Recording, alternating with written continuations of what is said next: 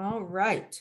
All right. First up, we have Dr. Kyle Bakinski, and he is the Climate Extension Director for the Montana Climate Office with the University of Montana. And we thought that we would lead with this so that we kind of are all aware of where we're going coming into the fall. And Kyle, as always, thank you for joining us and thank you for your expertise on this subject. It's so necessary for our tribal producers. You all are welcome, and I really just appreciate being able to do these. I've enjoyed this over the last several years. Just developing this, I'm going to give a sort of shortened version of my normal spiel this time, but we will get this posted online. And if you have any questions, please don't hesitate to reach out. Here's the summary. September 2022, drought conditions continue to dominate the Western US, as you all know. Our drought has sort of split, parted around the Southwest and is really prevalent in the Great Basin, California, and in the Central and Southern Plains right now.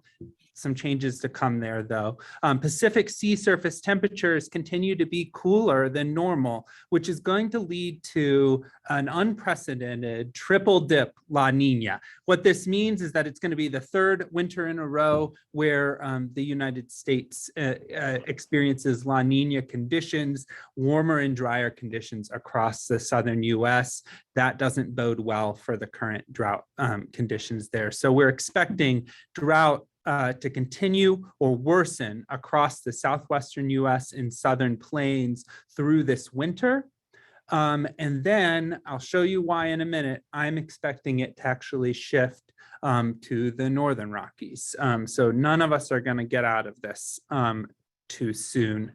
We also, it's important to note that we're seeing historically low reservoir storage in the Colorado River Basin and much of California going into this La Nina winter. It's going to be critical to keep an eye on that snowpack that we see in the Colorado Basin and in the Sierra Nevadas to see if we're going to expect recharge of those reservoirs come melt next year. Here's where we are today, or actually just this last week, with the U.S. Drought Monitor. Once again, we've got extreme and exceptional drought in California, extreme drought and a little exceptional across the Great Basin in Nevada and Utah, and then that Central Plains area is really being impacted right now. We got some relief here in the Four Corners region, thanks to a strong monsoon, but that relief came with an asterisk in that we had lots of flooding. I was just in Flagstaff last week, and all the streets are lined with sandbags as they've had major fire activity followed by major flooding. We've also had something happen. Go back to that one once. Yes. Yeah. Go back one. See this tiny little spot in South Dakota on the Cheyenne River right there? Uh-huh. That's my ranch. I'm the only right one there. in drought. Zach's getting all the rain. That's me right there. Let's look at how this is evolving, because I think that matters. This is just my normal video. I'm going to get it to the end here. And what we can see is that drought was looking better up here in the Northern Plains and Northern Rockies. And then unfortunately,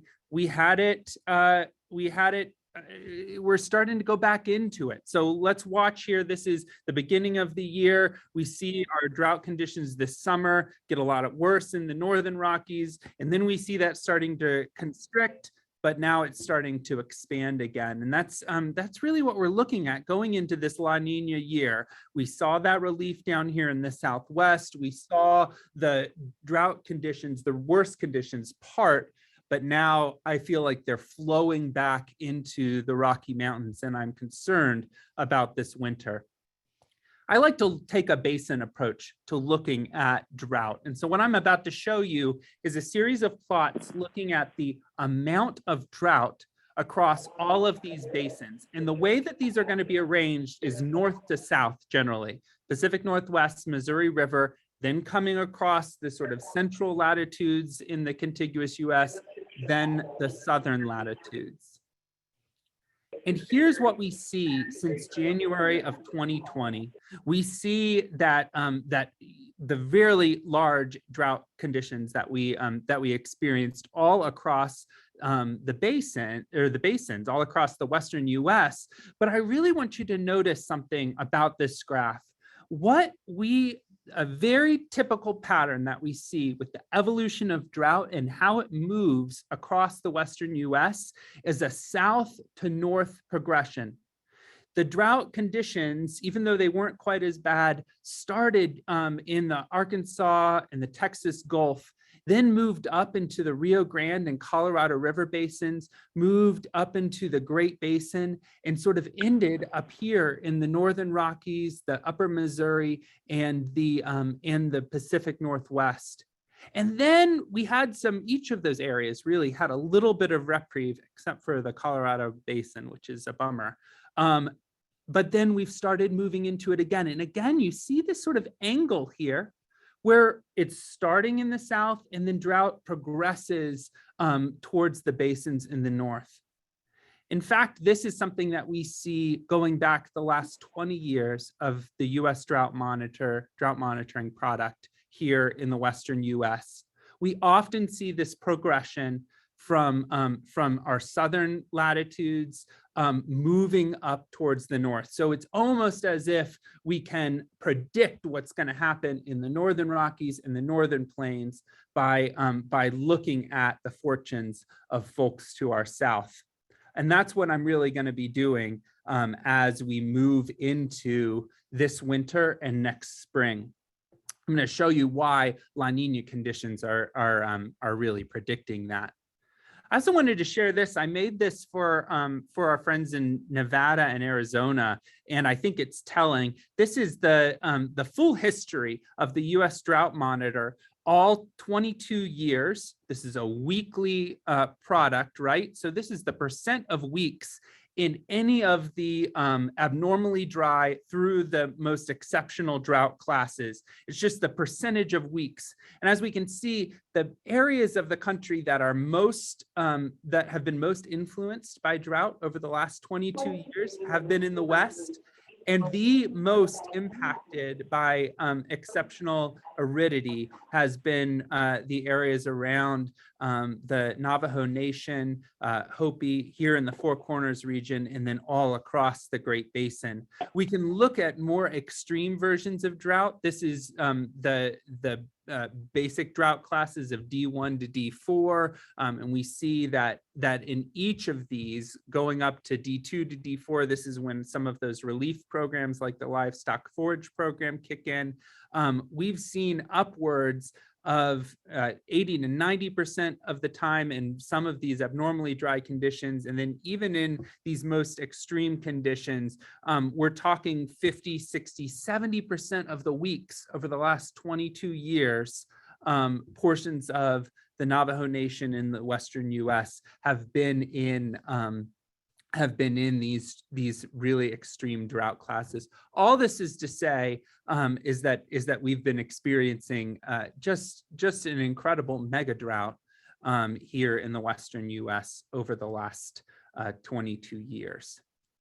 Let's do a little bit more retrospective, and then we'll go into the future. This is the change map from the beginning of the year. In green here, these are areas that have seen some improvement over the course of the year. In reds and oranges, these are the areas that have seen degradation, and it's the story that we've told. The Rockies have really improved over the course of the year, and California and the Central Plains have degraded.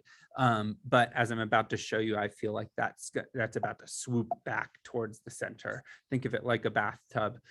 These are the secretarial drought designations. These are the designations that are sort of your first step in looking at some of those relief programs from the Farm Service Agency and elsewhere. And the basic story that I want to tell you here is over half of the country has experienced secretarial drought designations for this year. And so relief is available, and I'm glad that Administrator Ducheneau is on the call to talk about some of those programs. Here's the big story right now, folks, is the El Nino Southern Oscillation, ENSO, and the La Nina pattern that we're seeing continue in the equatorial Pacific. What we're seeing here is the difference from average temperature of the water, and this dark blue that you're seeing right here is La Nina. And you might think, oh, it's just some cold water, but what it really does is it sets up global weather patterns, and it's strongest in the winter. Winter La Nina patterns typically look like this. You all probably are aware: wet and cool in the Northern Rockies and Pacific Northwest, dry and warmer across the southern tier of the contiguous US, with uncertain impacts in the central. As Maureen would tell us, the Sierra Nevadas going into Nevada and Utah really dominated by atmospheric rivers during these La Nina events. We'll be watching for those AR events when it comes to our snowpack in the Sierra Nevadas.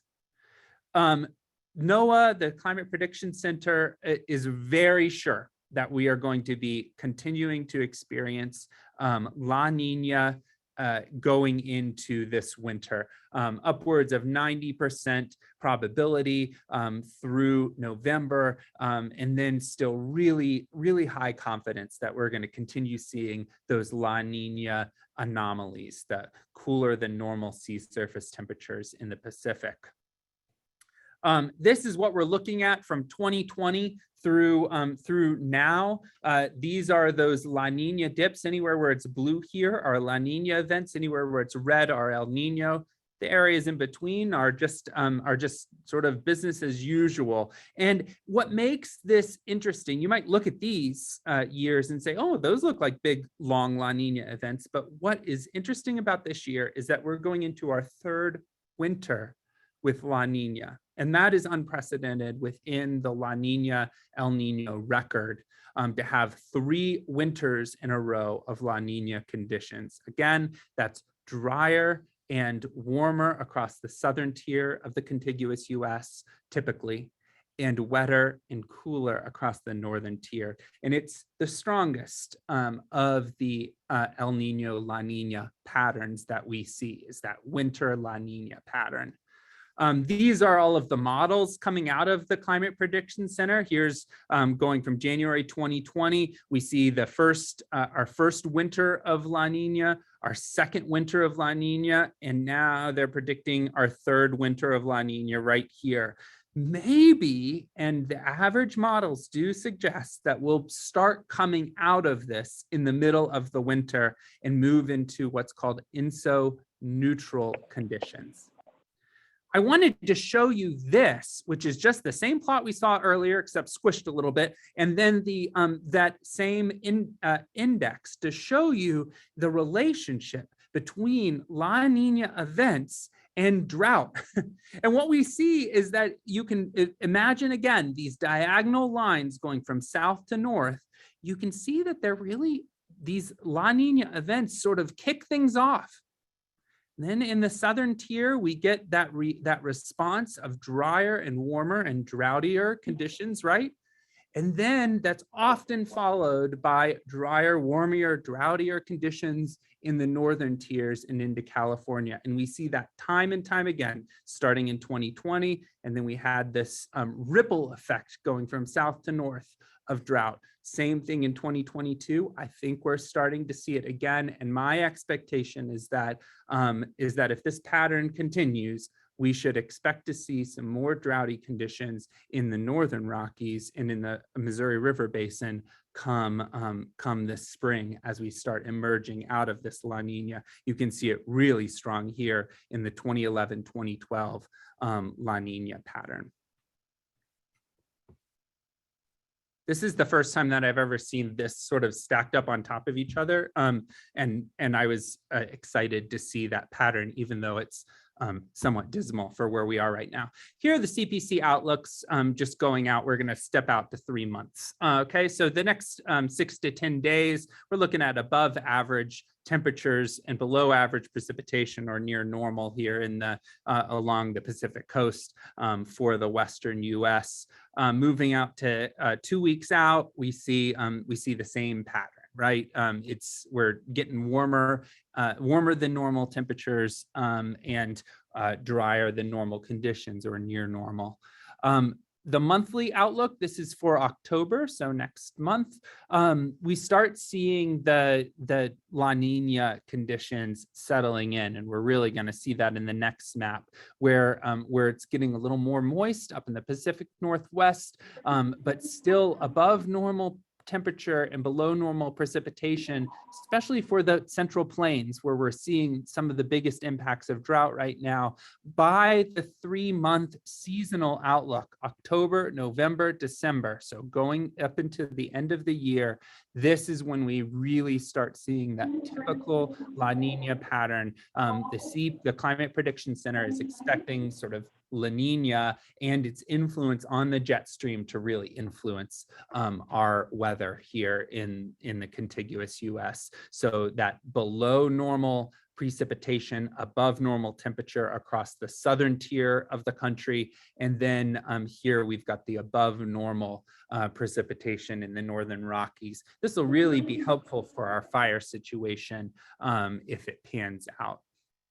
And then this is just going through the middle of the winter. This is their winter product, which is November, December, January, and you see the same pattern. So the Climate Prediction Center is really letting La Nina drive the show here, and their drought predictions follow from that. This is just a map of the anticipated change over the next few months in drought categories across the contiguous US. They're predicting improvement in drought across the Pacific Northwest. Those are these green areas. That's because they're expecting more precipitation and cooler temperatures. Across the southern tier of the US, they're expecting either persistence of drought, the brown areas, or drought development. And that's, in this case, in the case of the Upper Colorado and Upper Rio Grande in the Arkansas, we're talking sort of reestablishment of drought across that basin. And this is a problem. Here in the Colorado River Basin, we're seeing a historically low reservoir status going into winter, and it's really difficult that we're seeing this unprecedented triple dip La Nina that in the Colorado River Basin usually means lower than normal snowpack. We see Lake Mead 28% fill, Lake Powell 25% pool. This is pretty dismal. So this is what I'm going to be looking at as we move through the winter. Are we getting the snowpack? What does that mean for recharge of these reservoirs and our water availability going into next year? I'm concerned. So just to summarize again, drought conditions continue to dominate, and La Nina is really the story of the day. A third La Nina winter. If you're in the northern tier of the US, wetter and cooler temperatures or conditions. If you're in the southern tier of the US, the prediction is for drier and warmer winter in 2022, 2023. Please feel free to write me with any questions that you might have, and I'll make sure that this gets up on the Native Climate website. Thank you. Awesome. Thank you so much, Kyle. We are going to move right into Zach because he has to board a flight, Administrator Duchesneau. And then we'll do questions at the end for both. So with that, I want to thank Administrator Duchesneau for being here. He is a member of my tribe, so we are very proud to have him in such a influential position that truly affects Indian country and all the programs that he has created. So with that, Administrator, if you will, give us your input on what FSA is doing to kind of counterbalance what Kyle just said. I don't know if we can counterbalance it nearly as well as Kyle presented it, but Kyle, I would like to ask if you would be willing to give that presentation to our farm programs disaster team to see the correlation between La Nina and what might be to come. And I'll apologize to the folks here at the Native Climate Group that, there's going to be a little background noise. As Vicki mentioned, I'm in an airport, but glad to be able to take some time and visit with you all to talk through some of the programs that we have to offer at the IAC, some of the conversations that are going on potentially with the Hill as we look at the forthcoming continuing resolution or appropriations bill or the farm bill, which is coming up hopefully next year. As Vicki mentioned, I'm Zach Ducheneau, the administrator of the FSA.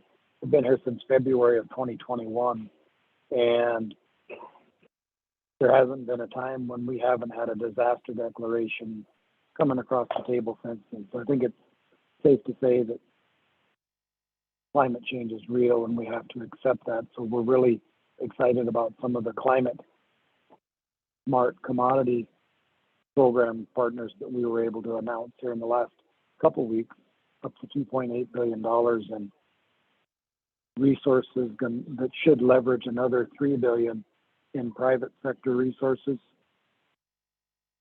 Something to work here in the next few years. So that should help us deal with whatever these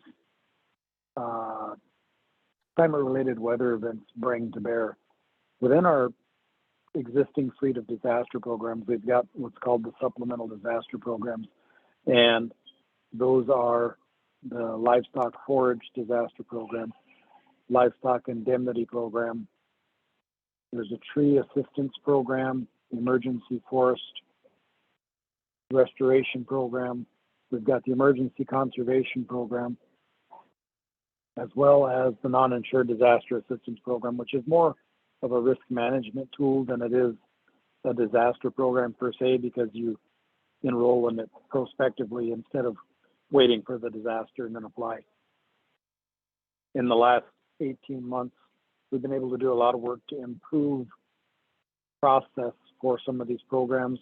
We hope to have all of those improvements fully implemented so producers will start to have a more comfortable experience with our programs as we navigate through these disasters in coming years. But we've also made some significant policy changes in these programs to benefit producers. And I'll start with the biggest one first, because as we're at the forefront of another round of drought, forage for the livestock is going to be increasingly difficult to come by, and producers are going to have to haul more than they normally would and haul at a greater distance than they normally would. So through the emergency assistance for livestock, honeybees, and farm-raised fish program, which we call ELAP, we have created a new provision in that program along with all of the other components that it serves to help producers with the freight on above normal forage transportation to their livestock. In addition, we can help producers haul their livestock to where forage may be, provide some freight assistance there. We think that's a valuable tool to help keep our livestock herds together, because that's a critical part of our rural economies, especially so in our American Indian economies. That program is sort of our catch-all, and that's why we were able to build that aspect out of it. I encourage you all to take a look at the authorizing legislation for these programs.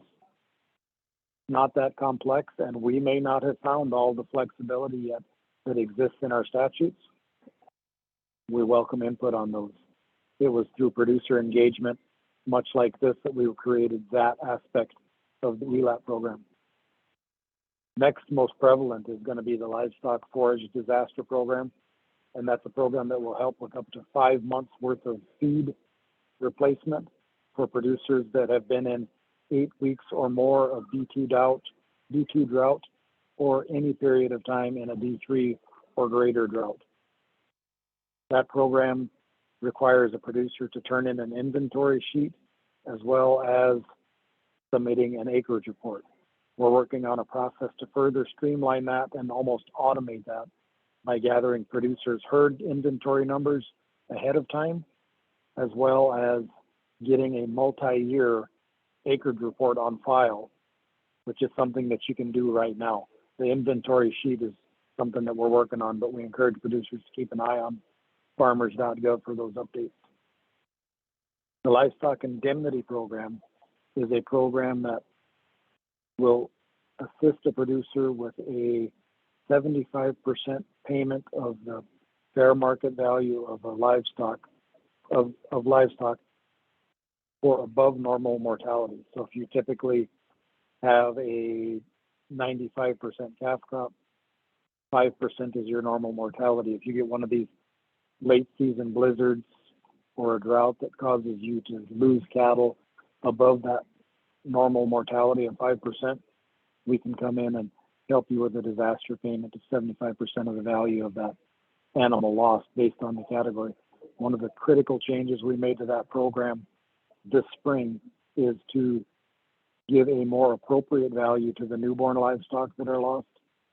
The previous administration saw fit to reduce that payment to about $140 per head, which is really a slap in the face to folks that grow beef cattle. It was the only one that was really singled out for that reduction. We made a change. We're now paying those newborn calves at a rate equal to that of a 400 to 500 pound calf, because we recognize the investment that a cattleman has in getting that newborn calf onto the ground. There's a lot more work to be done in these programs, in all of these programs, because they are fairly new. They came about in 2008 or 2009 as supplemental programs. They were made permanent in the 2012 Farm Bill, which happened in 2014, but they really only had one Farm Bill worth of adjustment. Again, look to those statutes and see if you can find places where it looks like there's flexibility. We haven't exercised, and if you have other ideas about what we can do to provide assistance to help mitigate the impacts of drought and other weather-related events, please let us know. Let your local Farm Bill policy wonks know.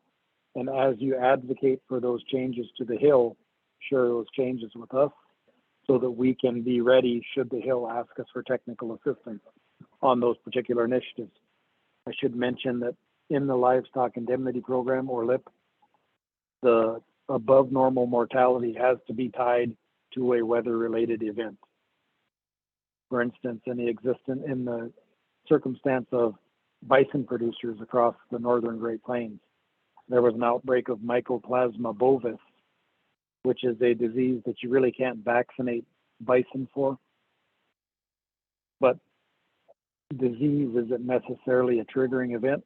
We were able to tie it to the higher stress because of the weather and get buffalo included in LIP that were lost due to Mycoplasma bovis. We also made a change to that program that would allow producers to euthanize those animals once they got to a certain level, instead of having to just watch them linger and finally let Mother Nature take its course.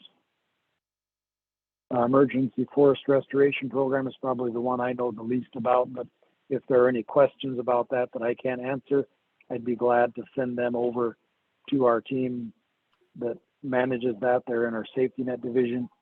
The other that I mentioned is the Emergency Conservation Program.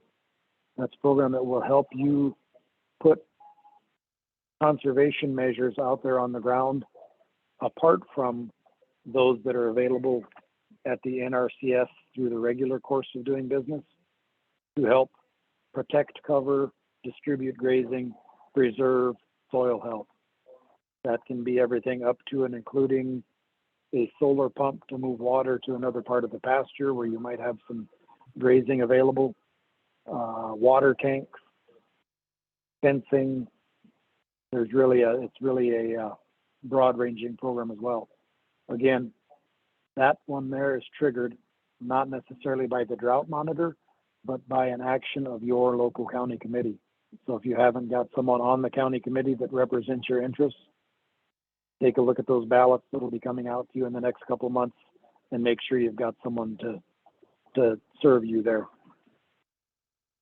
I'll touch on NAP real quick because it's another of our programs. It's really a catastrophic loss risk management tool. In normal NAP, historically underserved, socially disadvantaged producers do not have to pay an administrative fee. You just have to go and enroll in the program at the local office. You have to enroll ahead of time and let the office know what your intended use is, and then notify the office within a period of time. I think it's 30 days after you have received or had the damage inflicted on you because of a qualifying weather event, and that can be a drought or a wildfire in the case of NAP. In NAP, if you think about it like an insurance product, there's a 50% deductible in that basic package. You have to stand the first 50% loss, and then NAP will come in and support you in the 50 to 100% losses. There are buy-up options that are available, and I encourage you to check out the fact sheets, talk with producers in your area that have used them, or visit with your local office or your insurance provider to find out more about the NAP program buy-up options so they can talk you through what best meets your particular risk management tastes. Vicki, that's the high points of what we've got. I'll touch for a second on conversations we've had with the Hill. We have heard some scuttlebutt about some type of drought assistance on top of the emergency relief program and emergency livestock relief program that we have implemented in the last 5 months, but no numbers and nothing definitive has been introduced to our knowledge. I encourage you all to reach out to your congressional delegations, let them know of the conditions in your area, let them know if there's assistance needed beyond what we have to offer as a regular course of doing business. The Farm Bill conversations, of course, the administration's position is that we are going to remain passive in Farm Bill conversations, but we will reply should the congressional delegations reach out about initiatives brought to them by their stakeholders. So that's a long way of saying, if you share something with the Hill that you think they should be considering, share it with us as well, so that we're ready should they take an interest and ask us. We can offer meaningful input on it instead of having to, and timely input, because as we've seen in the past, sometimes these farm bills happen in the course of a week. We think we're not going to get one, and all of a sudden there's a full farm bill. So the better position we are to provide a response, the more likely we're going to be able to do justice to your initiative. Vicki, with that, if there are any questions that if you would be so kind as to moderate and ask them if they're in the chat, or have folks come on the mic and ask, I'll do my best please. to answer them or get back to you. Thank you. So if everyone will use their hands up indicators, so I get to every question. I do want to say, Zach, that is a really impressive portfolio of help. And so as a native producer, I'm very encouraged on this. Just great work of really getting down to that producer level and like knowing, because you as yourself are a producer, how important it is. So thank you. Okay, let's go to Maureen first. Yeah, so Zach, just a quick question. Did you get additional resources as part of the Inflation Reduction Act? Amy mentioned the climate resources that are coming out, and I wondered if any of those would be explicitly looking at what is now looking more like long-term aridification of the West rather than just temporary drought conditions. Really good question, Maureen. And The FSA, the only resources the FSA really received in the IRA were those that are directed at loan payments for distressed borrowers, and we should probably have a whole other call about that in a month or so when we've got more to share about that. Most of that climate type money in IRA went to the NRCS, but I'm sure Chief Cosby would be glad to have himself or one of his team visit with you about the opportunities there. Yeah, we really appreciate if you can help us track those, the things that are going on that are new in the resources, because it seems like there are pots of money coming in from all directions right now. And we'd like to make sure they get used appropriately. I got a meeting with Sorry about that. Okay, any other questions? Trent?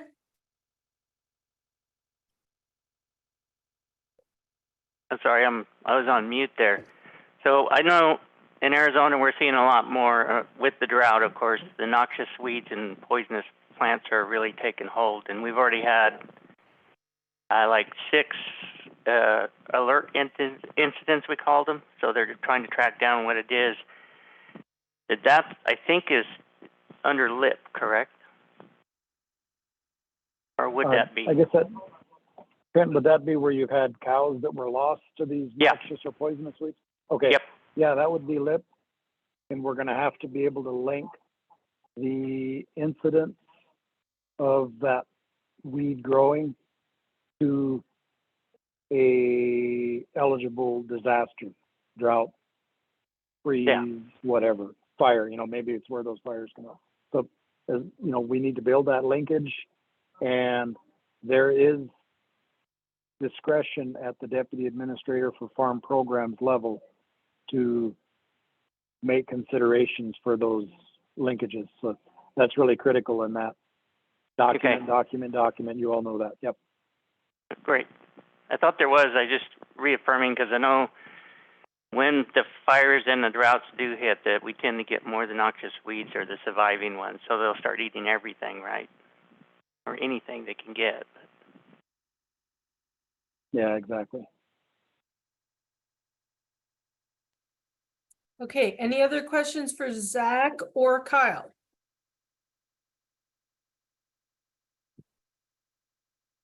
I just want to say, Kyle, I've that got was such an interesting progression of how drought happens. Zach, sorry, I interrupted you. No, not at all. I've got a question for Kyle. How much lead time do you need for me to book you in with our farm program disaster team to I get can that do it. readout that you just did? I can do it as soon as you'd like. Soon. Very good. I I'm will get honored. with Scott Marlowe and we'll get you. It'd be really helpful. Vicki, one other thing I wanted to touch on. Keep your eyes out for the work that we're doing around the Conservation Reserve Program and the Conservation Reserve Enhancement Program, which is a subset of that. So the Conservation Reserve Program, we all think of that as farmland set aside from normal use for wildlife habitat, forage development, what have you. But there's another aspect of the Conservation Reserve Program that is really suited to some of the lands that we're all managing out in Indian country. And that's the grasslands CRP. And that's where you don't really take the land out of production. You commit to a period of 10 to 15 years of a type of grazing production that will enhance and improve soil health. And then you become eligible for practices in that. So that's a program that's available to individuals to sign up for. That grassland CRP. It's another aspect. But the Conservation Reserve Enhancement Program, if you think about it as a umbrella program for all of these, it can be regular cropland where you're going to be doing water smart crop use instead of the heavily, the high need crops like potatoes or cucumbers or watermelon. You convert to something that uses a little less water. We can build a CREP agreement around that with a nonprofit, other NGO, a state, or a tribal nation now. And in the last farm bill, there were provisions that allowed us to take the match in kind from those partners. We're working on piloting CREP agreements for a few reservations in the Great Plains that have significant tracts of grassland on watershed levels, not quite rivershed levels yet, Kyle, but hopefully to get there. But where the entire reservation would be enrolled in this CREP agreement under a grasslands practice, and that would net or yield the tribe a per acre payment for committing to those conservation measures on whatever number of acres they chose to enroll. So if you think about it, a fictional tribe that's got 500,000 acres could engage in this CREP agreement. They could then enroll their $500,000 or their 500,000 acres, receive a rental payment. The minimum grassland rental payment right now is $13 per acre. So that tribe would receive 5 times 3 carrier 1, $650,000. But a really lucrative opportunity for tribes with large land mass that they control, even if they're permitting it to their members or others. The tribe can still enroll the lands, make the conservation practices requirements of those permits or leases, and then receive this payment to help. Because in a lot of the cases, the tribes do offer their members and others a somewhat subsidized rental rate. Because if you think about land use in Indian country, it doesn't come with the same bundle of rights that a straight up lease on school lands, for example, or a grazing permit on Forest Service lands would include. So that's a great opportunity to look for. We're hoping to get some of those out the door to use as a template here yet this fall, and we'll make sure we make an announcement and let you all know and give you a readout of what the projects entail, so you can share them with your tribes that may be able to make use of that program in the future. Zach, that's great. Please do. That's a fabulous program.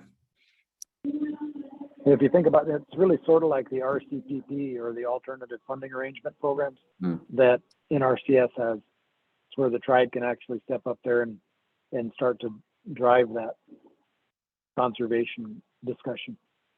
Excellent. Yeah, we would definitely like to hear more about that as you've got it. Thank you. And if it's okay, Zach, I'm going to submit a request for you to be on in October, like you just indicated, to update us on the FSA borrower. And we would maybe just take 10 minutes of your time at the very beginning under announcements, if that's okay. That'd be good, Vicki. Let's just play it by ear to make sure we've got something to announce. Okay. Even if it's just an update, we can sure do that. Okay, that'd be amazing. Okay, any other questions? I know we're past the hour, but this is a great opportunity with both Dr. Oh, there we go. One other thing, Vicki, if I might. Was there a question? No, go ahead. Okay, so one other thing. So we talked about the emergency conservation program a little bit. One of the challenges we've noticed in Indian country with the ECP program is getting that cultural clearance to do those practices that disturb the ground below the plow line. We recognize that, and we're taking steps to make sure that we're funding our tribal historic preservation offices to do that, so that these projects don't have to wait. The reality is that the tribal historic preservation offices have a job that they are funded to do, and it doesn't include ag conservation practices. So when they come to them for clearance, they have to be prioritized against the other things that actually do pay for their existence. We're working on some mechanisms to try to get funding to our THPOs to do this, and then just take the THPOs sanction on the project instead of duplicating services with a state historic preservation office. So that's something that we're really excited about. We need to know where the lags are. So if you know of any of those circumstances out there in Indian country where that lag is happening in the cultural clearances, Vicky, we know for a fact it's the deal on Cheyenne River and Rosebud. We're working closely with those two tribes to do it, but other places around the country probably have similar circumstances. We want to know so that we can reach out to them and get it fixed and strike while the iron's hot on this. Yeah, I would say Nevada, Arizona. So we may do a subgroup for that, Zach, and get you some comments on that. We appreciate the invitation. Okay, anyone good. else? Any questions? I know Zach needs to get on his flight here shortly. Okay, I'm not seeing any. I want to And thank we will everyone. post this, Kelsey will post this video, so if people